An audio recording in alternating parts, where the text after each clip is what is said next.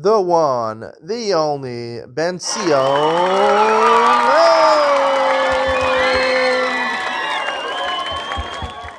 Good afternoon. Welcome to Yeshiva YouTube. Iyun with Benzion. Today's daf is Benzion Gittin, daf Lamed Zayin, number 37.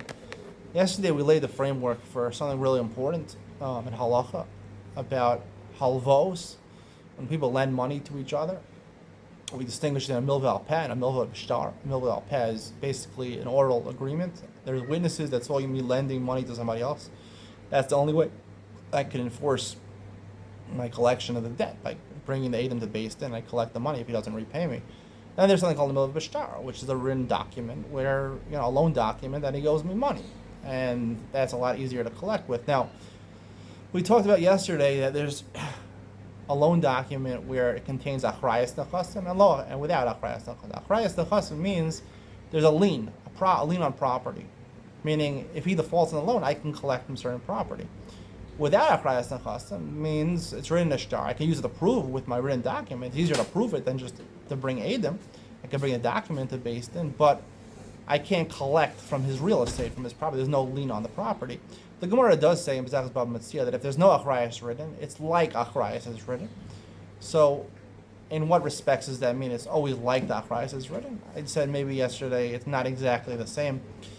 I want to focus today on a Gemara here on Lamed Zayin and Aleph, where the Gemara says an interesting halacha. It's a machlokas actually in Rav and Shmuel and Rabbi Yochanan and Reish Lakish about a Mishnah toward the middle of Lamed Zayin and Aleph. Shvius cancels a loan whether it's written in a document or not a document. So the simple explanation of this is whether it's a milva b'shtar or milva al peh. But Reb Shimon, Reish Lakish, and Rabbi Yochanan advanced the notion that milva b'shtar is talking about a shtar she'ein bo achrayas.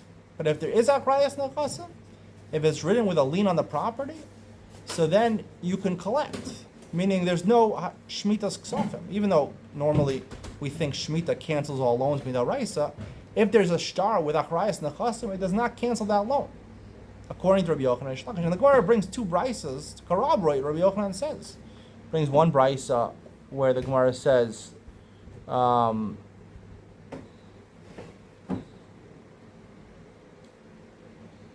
kavase de Rabbi Yochanan. Rabbi Shimon Lakish, Shtarchov Mishami, Meish Ba Achrayas Nechasim, Eino Mishami. If it has Achrayas Nechasim, not Mishami. Tanya Idach, another brisa, Sim Lo Sada Achas Pel Avaso, Eino Mishami. V'lo El Afilu Kasav Kol Nechsai Achrayin V'Arvayin Lach, Eino Mishami. Again, if you designate one piece of land to pay back the loan, to have a lien on that piece of land, so there's no Shemitas Ksafim. And even, and the brisa adds, not only that, even if he writes all my assets, you have a lien on.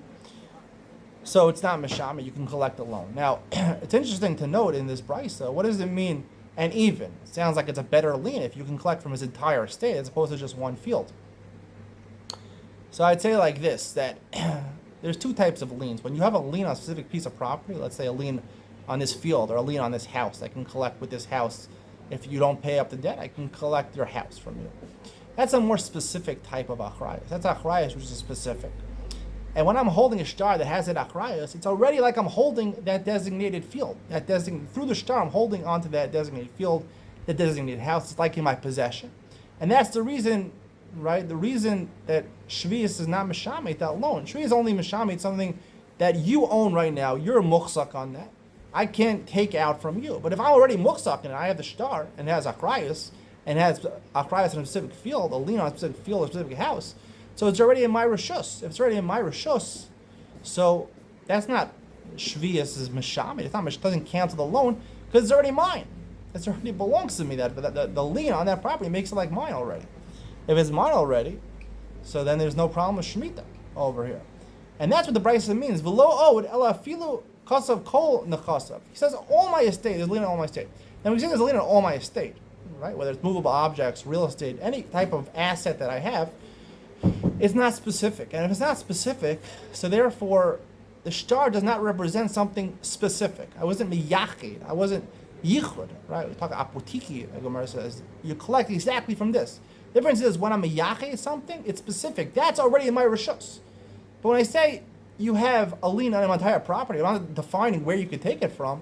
That's a general type of lien, and that lien, the shtar can't represent what's going to be in the future, what property you're going to take. You didn't specify what property you're going to take for it. So that lien, you're not muhsak on that lien. Through the shtar, you're not muhsak on the lien. It's a general type of lien. And it's interesting, by ksuba, that's what you write. You write they were masaking by ksuba, that all your estate is meshuba to collect. So that's what the brisa means over here. It's a less specific. So the brisa held, right? In both cases, both when it's a specific type of lien, and even if it's a general type of lien, in both cases, it's considered that I'm muhsak on it. Now, what happens was, there was an incident over here. They asked Rav Asi if he had a shtar shekasav b'achrayas. It doesn't say what type of achrayas was in the shtar. Rav Asi said, Eino mashami, you can collect a loan. Then they went to Rabbi Yochanan. Rabbi Yochanan says, you can't collect mashami. So Rav Asi went to Rabbi Yochanan and said, Rabbi Yochanan, you're the Baal Memer, you're the one who said that if you have a shtar shekasav b'achrayas nechasim, you can collect a loan. Eino mashami. So Rabbi Yochanan says back to him, can't be medam el milsel and milsel. You can't compare things. Because we compare things.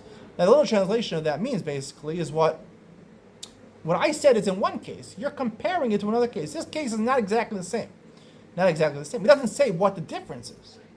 What is the difference? So it just says a case of shar shekasav b'achrayas. I'd like to say, this is what I'd like to say over here, is that the case was, then the Gemara doesn't specify, the case was where it was a general achrayas.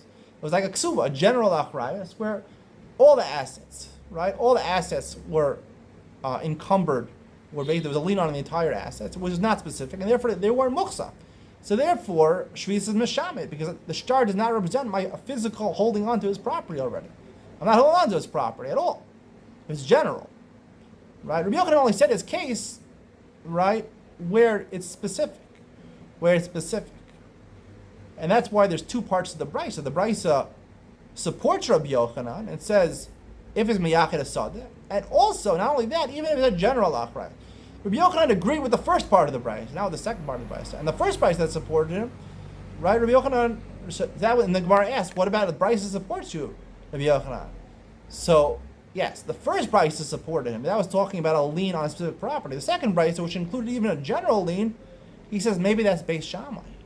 Because Beis Shammai holds shtar almost the gabo to gabo. It's Malchus Beis Shammai Beis Hillel by a ksuba. A ksuba, remember a ksuba. A ksuba is achrayas.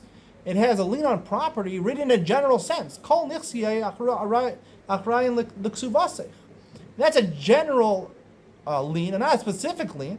And if it's a general lien, the woman is not muchsar. She's not holding on to that property right away. Beis Shammai has said shtar was the gabo to gabo dami. Any shtar will have achrayas, even if it's a general time. That's a Malchus Beis Shammai Beis Hillel. Even a general encumbered property, a lien on general property, it's like already muhsa, and therefore the burden of proof is on the husband to take out from the woman. The woman gets the ksuba in a case of safek.